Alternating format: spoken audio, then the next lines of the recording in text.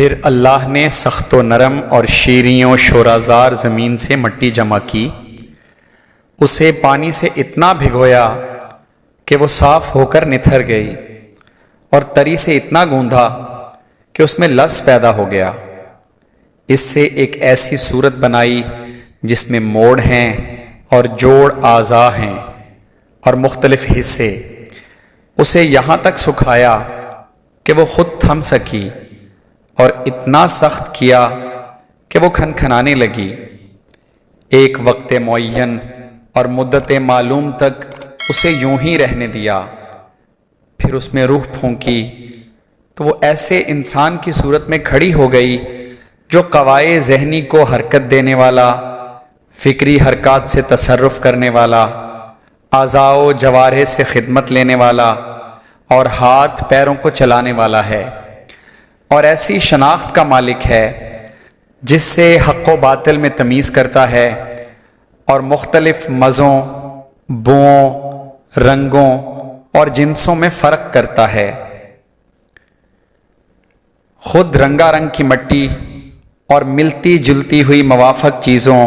اور مخالف ضدوں اور متضاد خطوں سے اس کا خمیر ہوا ہے، یعنی گرمی، سردی،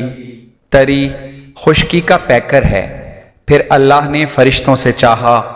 کہ وہ اس کی سونپی ہوئی ودیعت ادا کریں اور اس کے پیمانے وصیت کو پورا کریں جو سجدہ آدم کے حکم کو تسلیم کرنے اور اس کی بزرگی کے سامنے تواضع اور فروتنی کے لیے تھا۔ اس لیے اللہ نے کہا کہ آدم کو سجدہ کرو۔ ابلیس کے سوا سب نے سجدہ کیا، اسے عصبیت نے گھیر لیا، بدبختی اس پر چھا گئی۔ آگ سے پیدا ہونے کی وجہ سے اپنے کو بزرگ و برتر سمجھا اور کھنکھناتی ہوئی مٹی کی مخلوق کو ذلیل جانا۔ اللہ نے اسے مہلت دی تاکہ وہ پورے طور پر غضب کا مستحق بن جائے اور بنی آدم کی آزمائش پایہ تکمیل تک پہنچے اور وعدہ پورا ہو جائے۔ چنانچہ اللہ نے اس سے کہا کہ تجھے وقت معین کے دن تک کی مہلت ہے۔ پھر اللہ نے آدم کو ایسے گھر میں ٹھہرایا جہاں ان کی زندگی کو خوشگوار رکھا، انہیں شیطان اور اس کی عداوت سے بھی ہوشیار کر دیا، لیکن ان کے دشمن نے ان کے جنت میں ٹھہرنے اور نیکوکاروں میں مل جل کر رہنے پر حسد کیا، اور آخر کار انہیں فریب دے دیا۔ آدم نے یقین کو شک اور ارادے کے استحکام کو کمزوری کے ہاتھوں بیچ ڈالا، مسرت کو خوف سے بدل لیا اور فریب خوردگی کی وجہ سے ندامت اٹھائی۔ پھر اللہ نے آدم کے لیے توبہ کی گنجائش رکھی، انہیں رحمت کے کلمے سکھائے، جنت میں دوبارہ پہنچانے کا ان سے وعدہ کیا اور انہیں دار ابتلاء و محل افزائش نسل میں اتار دیا۔ وحی پر ان سے عہد و پیمان لیا، تبلیغ رسالت کا انہیں امین بنایا، جبکہ اکثر لوگوں نے اللہ کا عہد بدل دیا تھا۔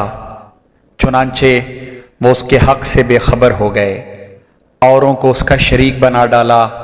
شیاطین نے اس کی معرفت سے انہیں روگرداں اور اس کی عبادت سے الگ کر دیا۔ اللہ نے ان میں اپنے رسول مبعوث کیے اور لگاتار انبیاء بھیجے تاکہ ان سے فطرت کے عہد و پیمان پورے کروائیں، اس کی بھولی ہوئی نعمتیں یاد دلائیں اور انہیں قدرت کی نشانیاں دکھائیں۔ یہ سروں پر بلند بام آسمان، ان کے نیچے بچھا ہوا فرش زمین، زندہ رکھنے والا سامان معیشت،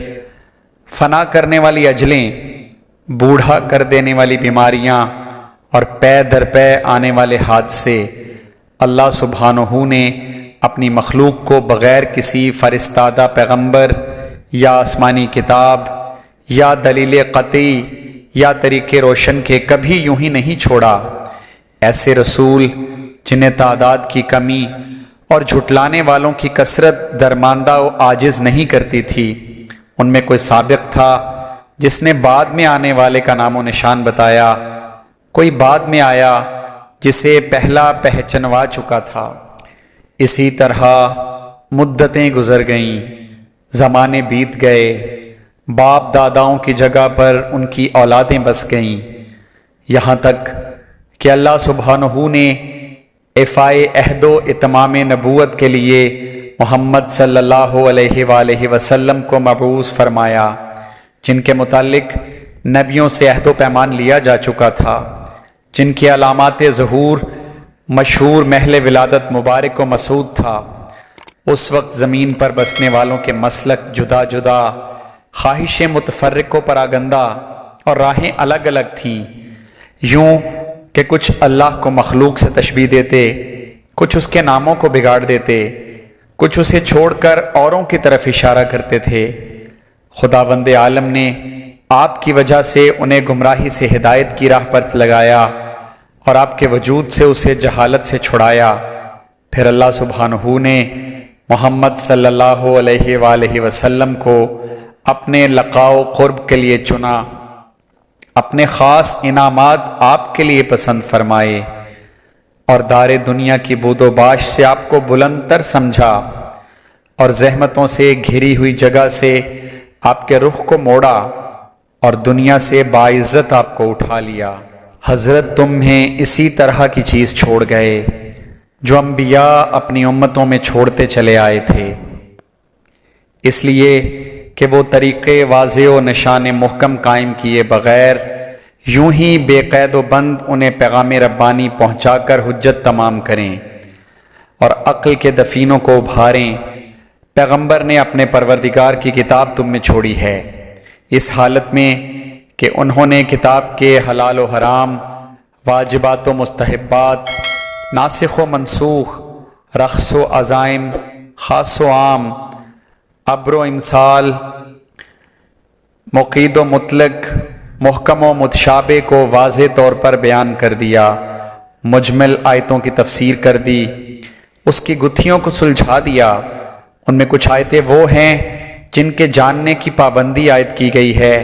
اور کچھ وہ ہیں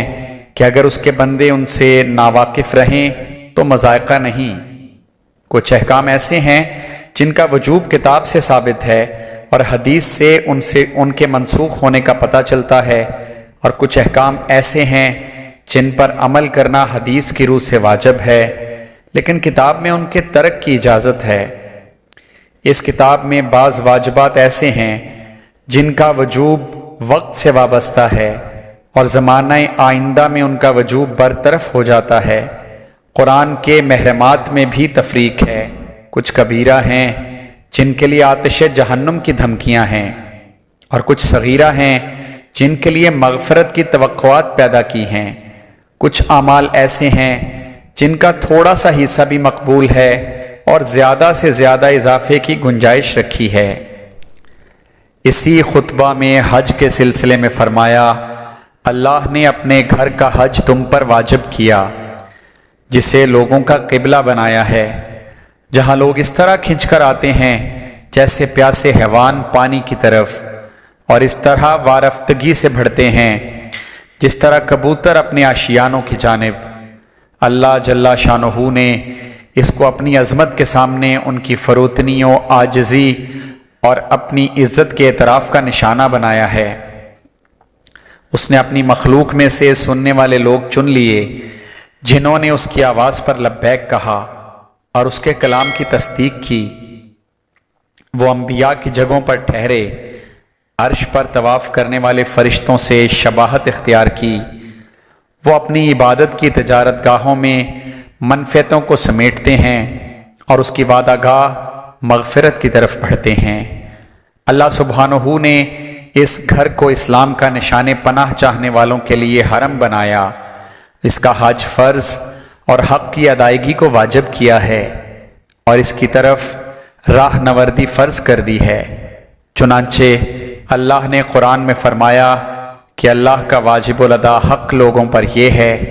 کہ وہ خانہ کعبہ کا حج کریں جنہیں وہاں تک پہنچنے کی استطاعت ہو، اور جس نے کفر کیا تو جان لے اللہ سارے جہان سے بے نیاز ہے۔ اگر آپ کو ہماری یہ ویڈیو پسند آئی ہے